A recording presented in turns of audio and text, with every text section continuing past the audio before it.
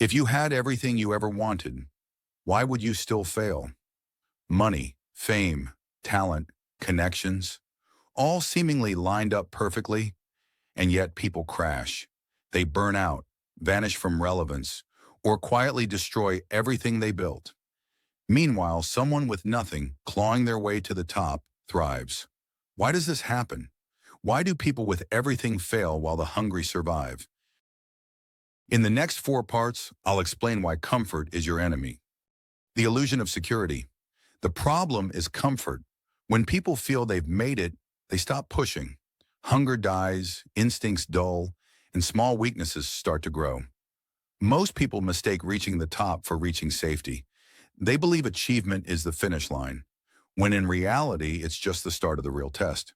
Think of child stars who implode, heirs who squander fortunes, or entrepreneurs who cash out too early. They stop challenging themselves. They stop sharpening their edge.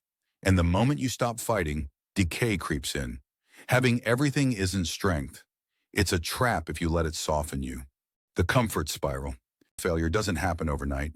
It starts small. You skip one workout. You ignore one opportunity. You indulge in a distraction. Alone, it seems harmless. But multiplied over months and years, these small choices compound into weakness. History proves this again and again. Rome didn't fall because of hunger or invading armies. It fell because soldiers softened, leaders became careless, and citizens grew entitled. The same happens today. People with every resource at their fingertips fail because they stop building resistance within themselves. The enemy within. When you have everything, your biggest threat isn't outside, it's inside. It's the whisper, "You've earned this." Rest now, it's the ego. "You're too good to fail." It's fear disguised as comfort, keeping you from risk, growth, or challenge. Most people don't fail because someone else beat them. They fail because they self-destruct.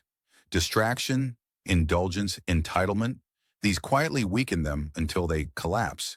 And often they don't even notice until it's too late. Hunger versus comfort. Now look at those who start with nothing. Hunger is their weapon. Scarcity forces them to focus, adapt, and think 10 steps ahead. They fear losing nothing, which makes them fearless. Meanwhile, those born with everything often spend more energy protecting what they have than creating what they don't. Comfort kills drive. Hunger sharpens it. The underdog survives because adversity shapes him. The privileged fail because abundance softens them from within. The psychology of losing everything. People fail not because they lack intelligence or opportunity, but because they misunderstand their own minds. They assume comfort is safety. They assume resources guarantee control. But psychology is cruel. When everything is given, motivation slips. You've seen it. The rising star who flops after success. The young millionaire who goes bankrupt. The once promising athlete who retires early. The cause is always the same: internal erosion, complacency, a soft mind, and the cruelest part, it happens quietly. No warning, no external blame, just slow decay. Cold logic. So why do people fail even when they possess everything? Because abundance lulls them into weakness. It blinds them to decay, dulls their instincts, and renders them predictable. The empire outside means nothing if the empire inside is already crumbled.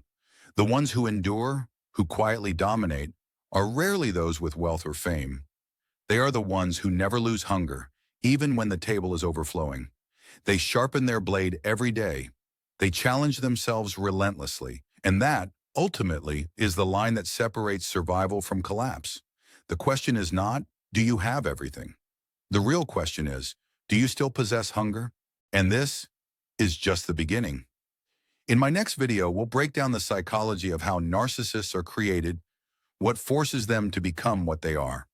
Subscribe if you want to understand the mind behind the mask.